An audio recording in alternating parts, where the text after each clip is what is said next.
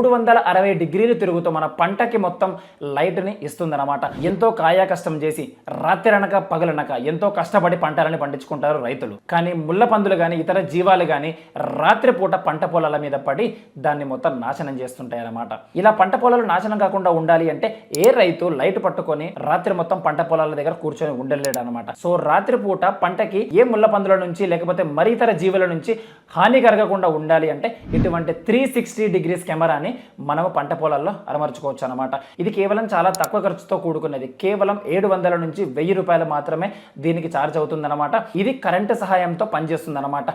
రాత్రి మొత్తం చుట్టూ తిరుగుతూ 360 డిగ్రీలు తిరుగుతూ మన పంటకి మొత్తం లైట్ని ఇస్తుందన్నమాట. ఎదురుగా వచ్చిన ఏ జీవైనా సరే దీన్ని చూడడం ద్వారా అక్కడ ఎవరో ఒక మనిషి ఉన్నాడు అన్న ఒక ఆలోచనతో పంట నుంచి దూరంగా వెళ్ళిపోయే అవకాశాలు చాలా ఉన్నాయన్నమాట. లక్షలు పోగేసి చాలా కష్టంతో పండించుంటాం పంటలు. ఒక్కోసారి చాలా చిన్న ఆలోచనలే మనకు చాలా పెద్దగా ఉపయోగపడుతుంటాయి అన్నమాట. మీరు ఇటువంటి వ్యవసాయానికి సంబంధించిన వీడియోస్ కోసం రైతు వేదిక పేజీని మీరు ఫాలో కొట్టొచ్చు.